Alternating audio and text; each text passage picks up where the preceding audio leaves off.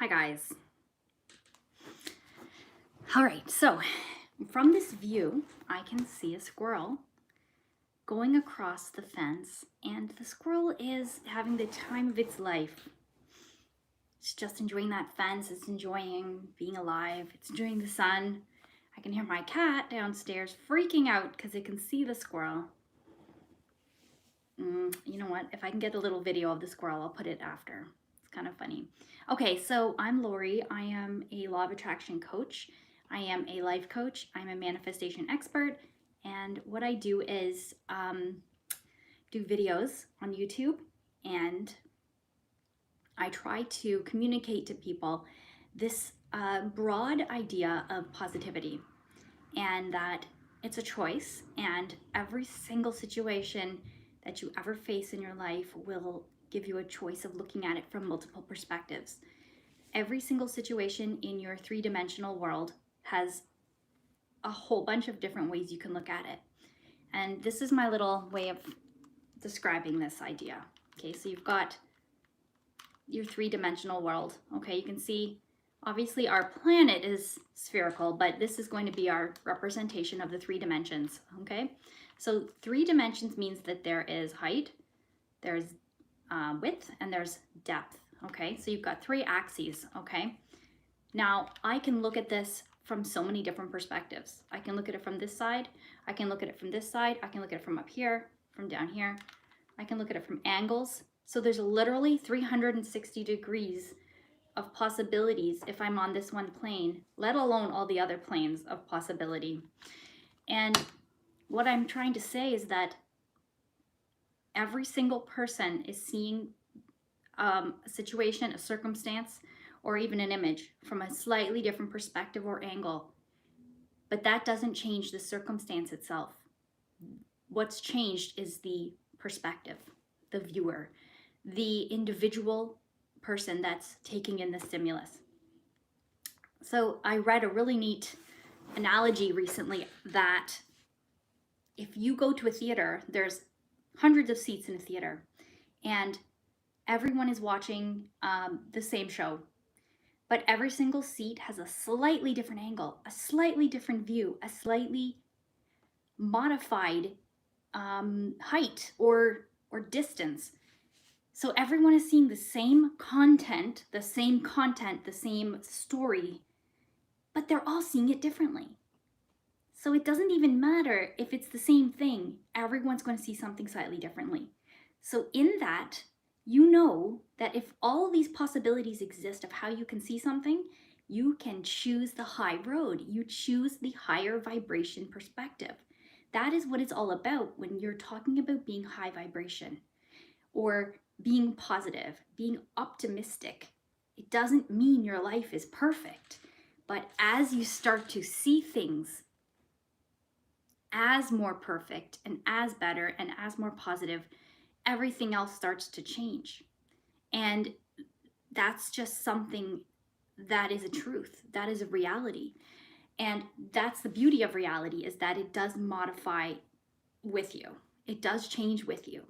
So I don't know if you've ever heard the saying, the world is you pushed out. It is. It's absolutely you pushed out. All of the universal laws that we follow are all leading us to realize just how much we control the trajectory of our lives, let alone your entire life. You control the trajectory of each minute. And it's not an immediate reaction, okay? So the cause and effect is not immediate. If it was, then everything we thought would just come true immediately. You know, I mean, you're not completely responsible for everything that enters your head, but you are responsible for how long you entertain it. So if you have a really bad thought when you're angry at somebody, like, oh, I wish that person was dead, I would never do that, but I know people do wish this little thought. It comes into the head, into the mind. But then, you know, luckily there is a period of time, a waiting period, or a time of creation, of fruition, so you can unwish that, right? And if most of your vibration is at a higher vibration, then you don't have to worry about something coming true that you that you wished for. Okay, so what I want to talk about today, right now there's nobody on live, but still, I don't want to just talk endlessly, is I want to talk to you guys about a really neat way to tell what manifestation technique will work for you. Okay, so all the time, what I always suggest to everyone, to clients, to friends, to family, I suggest, like, when they do ask me, like, what kind of manifestation techniques do you do, or what should I do, I always start off by telling them that it starts first and foremost with small habits. So I'm not going to say, first of all, you need to visualize every single day. No, it starts out with something small, like every morning waking up, and instead of grabbing for your phone, you first close your eyes again, while you're awake. You can sit up or lay there. And number one, set an intention for the day. Yeah, Willie. Yeah, you're the first one. Hi, is this your personal account? Cool. We're just talking about manifestation methods. We're talking about how to choose the best one for you. I do apologize. I did get my wisdom teeth out about 5 days ago, so I'm almost back to normal. But there's stitches in my gums, which is gross. I had one taken out here and one taken out here at the top, the very back one, and it went really, really well. But at the same time, I find that I can feel the little stitches coming out, so it's kind of gross. So I'm going to try to ignore that. It's a little distracting. Okay, so as I was saying, is that when people are talking to me about what is the best manifestation method, honestly, there's so many different manifestation methods because everyone's different and different things work for different people. But the one thing that rings true for everyone is that the most important thing is to kind of start each day off right by setting an intention, number one. Okay, so it can be just to have a really happy day. It can be to smile as much as you can. Your intention can be to drink more water that day. Or it can be a small goal that you'd like to accomplish that day. So something that you need to get done, okay? So set an intention. It takes 2 seconds. You know what I mean? Just think, like, what is it I want to accomplish today? Maybe it's just gas up your car. Just something that you will do and follow through, okay? You can write that down when you get up, or you can just keep it in your mind. The second thing you're going to do when you wake up is say your gratitude, either prayers or a little list in your mind. You can write a gratitude journal, some kind of gratitude exercise, something, even if it's really quick. You want to say something in your mind about gratitude. And I like to say a little prayer when I wake up, like, thank you, God, for allowing me to wake up. Thank you for the beautiful sleep that I got. Thank you for my wonderful family that I'm waking up to. Thank you for a new chance to have the life of my dreams and to manifest and to spread as much positivity as I can, So that's my little suggestion, is that every single day you start off your day just right. Okay, and then you can have a whole bunch of different manifestation techniques going on, but I suggest that the smaller things that you do that are consistent and daily are the ones that are going to really work for you, that are going to change the way you see the world, they're going to change the way you see the universe, and they're going to change the way you see yourself, and hence allow you to do so much more, with a positive mindset and positive perspective. You can really, have much more success in your life. Okay, so what I wanted to talk about was that there are so many different methods, and one of the big ways to choose a method for you is to use something called multiple intelligences. Now, on Friday, which is, the day after tomorrow, I have a video coming out, and what it does is it tells you, first of all, there's a little quiz that you can do to find out which intelligence you fall under, okay? So I don't want to bore you with a bunch of details that are in that video because, I don't want to double up on the content, but in that video, it tells you about what the 8 different intelligences are, and that the person that made it up, this idea of multiple intelligences, his name is Gardner, and he decided that, it's not fair to just say that, everybody has some general type of intelligence, or, your IQ is your only way to be smart, because the IQ really does fall on looking at your cognitive abilities, meaning like reading, writing, math, those kinds of things. Your ability to, not even so much your ability to use logic, it's more so your abilities at school, the things that they, value at school, okay, in a school setting. And those are not always the things that will help you to have a successful life. There's a lot of things that will help you to have a successful life. and each of us is different, okay? So he created this really neat assessment or method of seeing what type of intelligence you have. So let me tell you what those 8 are, okay? And depending on, sorry, a little itch, depending on where you look, you'll see there's a list of like 9 intelligences or 11 intelligences. The original was 8, and it's always being changed, okay? So different people have decided or, qualified different types of intelligence. Like, one type of intelligence that I notice is not given enough credence is this thing called street smarts. And I think you know what that means. Like, this idea of using your instincts when you're out and about, and not like, someone asks you for, to see your wallet. You're not going to pull your wallet out because they might steal it. Or, I don't know, like just kind of knowing how to survive. Survival skills is another one, like general survival skills. So, I mean, there are different ways to be smart, okay? I need to question my own kind of street smarts or my own, like, I don't want to say instincts, but I'm very naive, okay? So I believe everything people tell me. And I mean, a lot of times somebody's being sarcastic or joking, and I'm like, really? And they're like, no, they didn't discover, a 13th planet and they called it Lori. It's like, oh, okay. Darn, I believed you.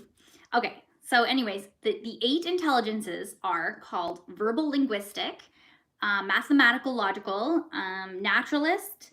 Number 4 is interpersonal.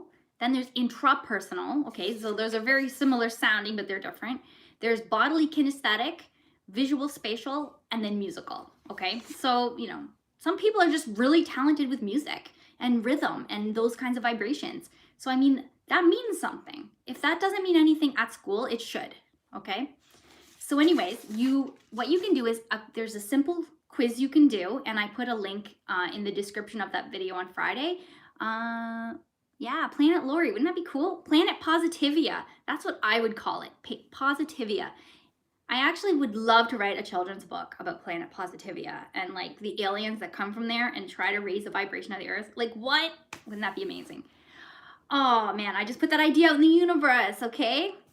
Anyways, I want to show you guys different, oh, sorry. I was just saying that you can do a simple quiz. Once this is published or posted, I will put a link in the description below so you guys can do a quick little quiz and see which intelligence you fall under, so that you will know on Friday when I do post that video, you will know which manifestation technique will work the best for you, okay? And there's so many techniques.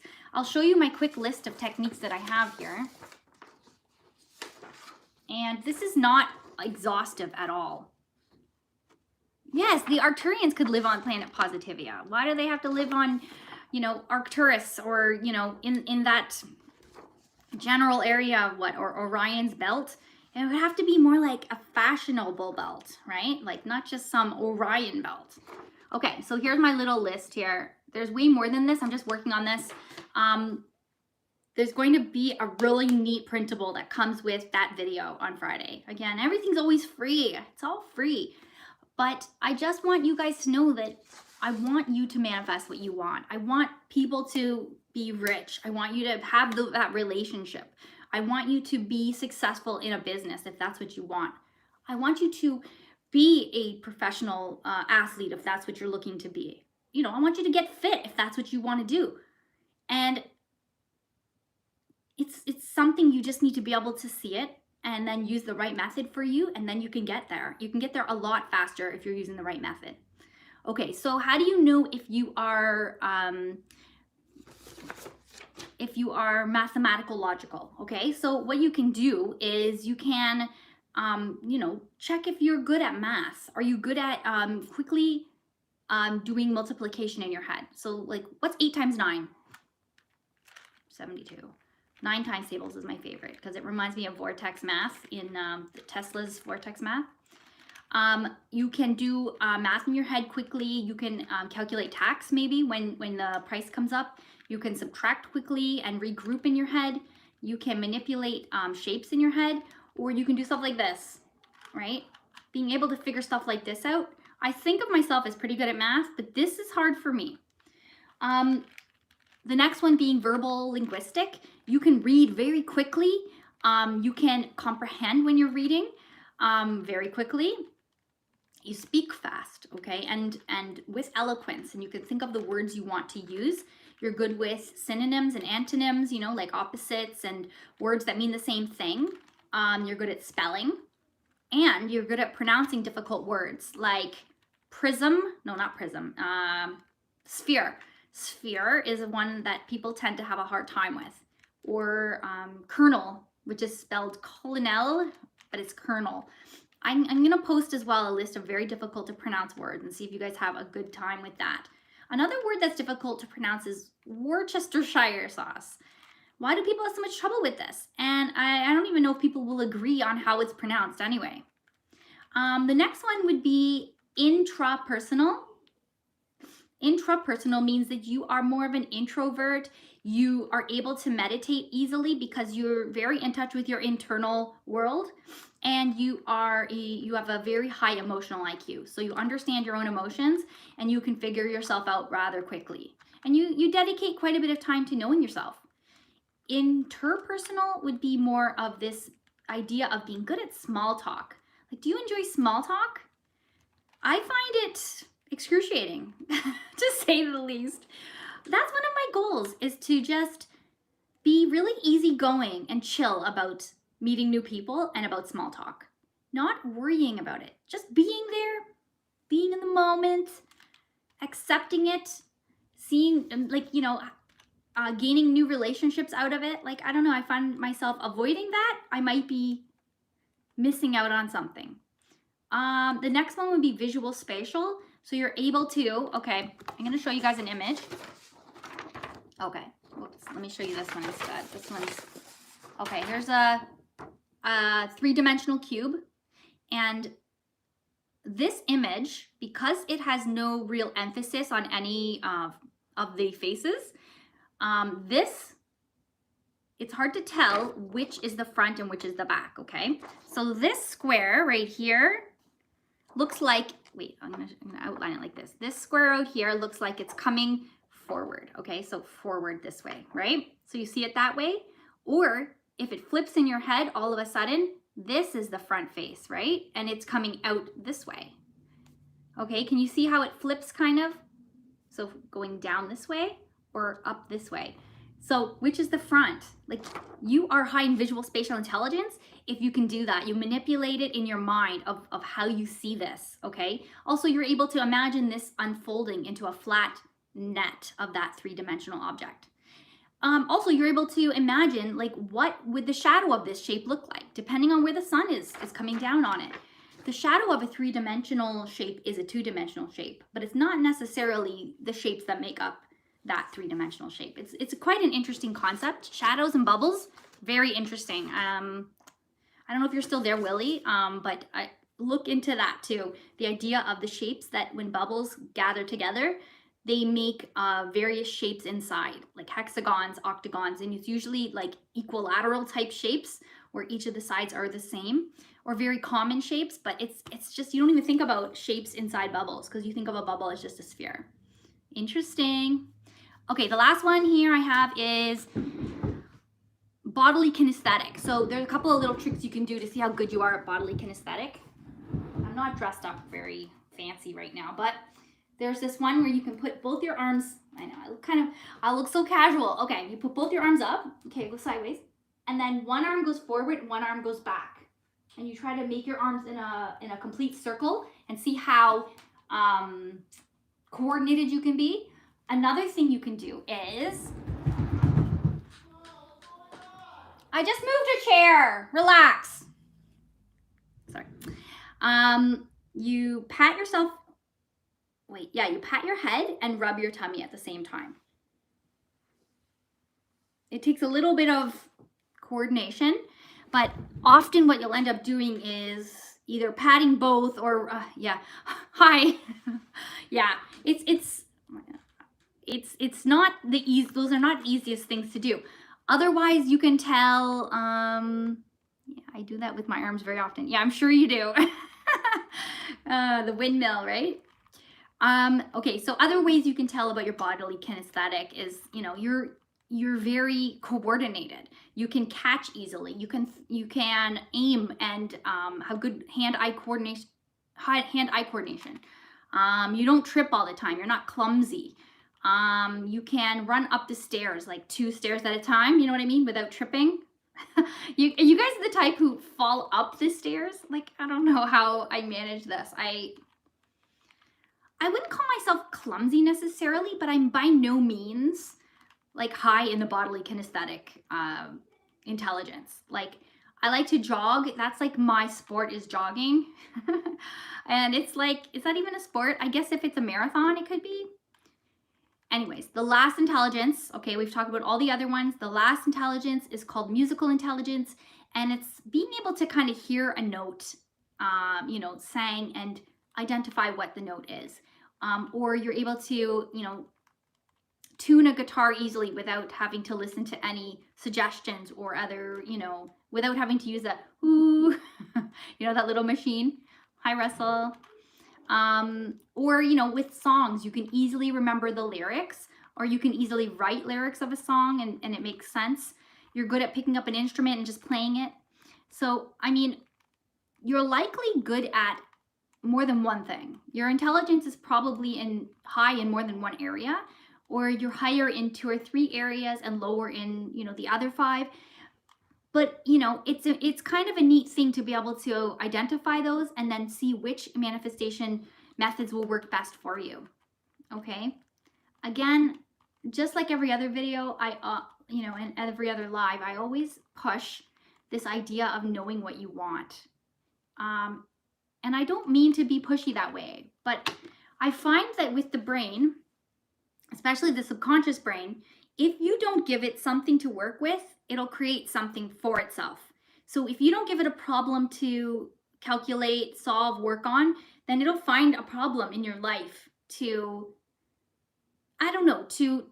manipulate, okay? So what I'm saying is, before you go to bed each night, fill up that subconscious with something to work on, okay? Give it something to manifest. Give it something to solve. Give it an idea to help bloom or help to expand. Otherwise, you will find that problems or issues pop up because your subconscious mind wants something to work with, okay? And I know it sounds like I'm talking like the subconscious mind is like this living thing, but it is. It's energy. It's part of you. It's the side of you that you don't really know that much about. It's the side of you that shows up in indirect ways. And sometimes it seems like angel messages. It could be your subconscious talking to you or communicating to you or saying, hey, what are we doing here? Okay, give us something to do. Give us something to work with. And it's a very interesting concept. So do you guys know what your intelligence is? What type of intelligence you have? Your multiple intelligence? I know my intrapersonal, meaning my emotional IQ. I love to meditate. Like, I love to have that quiet time and sit and read by myself, or I like to be around other people as well, but I don't love big group events. I don't. I could imagine being a speaker. I like the idea of kind of being the center of attention in a sense, and I know that sounds a little bit egoic, but I do like the idea of being up front and speaking out to people, but I don't generally enjoy, I'll put it that way, I don't generally enjoy being in a focus group kind of setting, where everybody's contributing to one idea, or brainstorming, that kind of thing. When you're at like a meeting and everyone and suddenly the person leading the meeting says, now we're going to brainstorm, get into a group. Oh my gosh, I just want to hide, ugh. Can I just sneak out the back door? Can I? Anyways. Okay, so I hear my family starting to rustle and get a little bit hyper over there. So I don't think I'm going to have quiet much longer. Please let me know if there's a topic that you'd like me to talk about, or, if there's anything you'd like to know more about. And I do love to talk about the law of attraction, but I'm also really into other kind of paranormal things. I like talking about, I do like to talk about things like, I know I don't want to sound like I'm hesitating, but things like, you know, the pyramids and how they line up with the stars in Orion's belt. I like to talk about the energy grid that goes around the entire Earth and how it's related to quantum physics. I like to talk about ancient aliens and did they have any say in how things kind of went down in history. I mean, ideas also related to, are humans evolving? You know, are we mentally evolving to a point where, you know, we'll be able to kind of detach a little bit more from this 3D self? Because it does kind of seem like we're heading in that direction. But, you know, let me know, is there any topics that you would like for this these lives to go down? Okay. I think that's about it. But thank you so much for coming, guys. I really appreciate you. I love you guys so much. I love doing this. I love spreading positivity, and I'm going to do my best to keep doing this as long as I can, okay? I hope you have a wonderful day. I hope you have a wonderful evening. Take care. I love you. Mwah. Be positive. You'd enjoy studying TRE? Okay, let me write that down. I'm not sure what that is, but I'm willing to take a look. Jester, thank you. Okay, guys, I love you. Take care.